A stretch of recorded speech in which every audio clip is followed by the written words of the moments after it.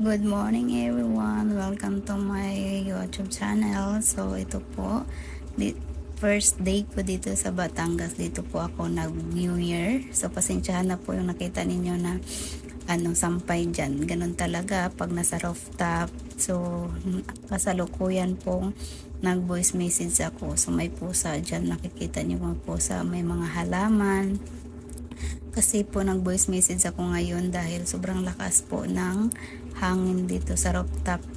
Nandito po ako sa bahay ng auntie ko sa Batangas. So dito po ako magbagong taon, guys. So guys,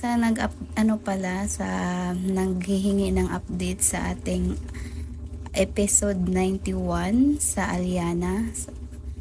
Sorry po guys, hindi pa po tayo maka-upload ng episode 91 kasi wala pa pong update. Ang ganda pa talaga pag nasa probinsya tayo, no? Kasi yung simoy ng hangin sa umaga, sobrang ganda. So, fresh na fresh talaga ang mukha ko dyan kahit bagong gising. So, ito po yung mga picture namin sa nung bagong taon. So, pasensyahan na po, wala po akong videos na naghahanda kami kung anong mga prepare namin. Pero may magpagkain kami dyan. May mga pinagluluto kami dyan, guys. So, ito na, guys. Happy New Year na, guys.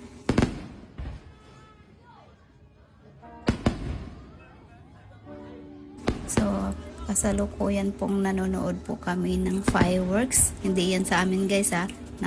Nanonood lang kami sa kapitbahay namin. Dito po sa Batangas. Sobrang lamig dito guys. Grabe.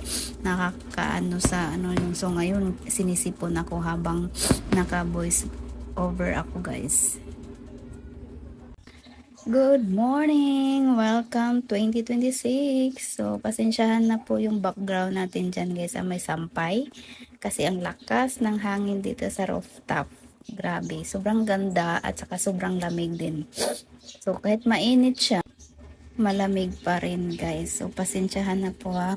Nag-voice message lang ako dito kasi yung sobrang lakas ng hangin. So, habang nag-voice message tayo, sinisipon tayo guys. So, yan, gandang-ganda ako dito guys sa view talaga. Ang liwanag ng buhay natin. Welcome to 2020.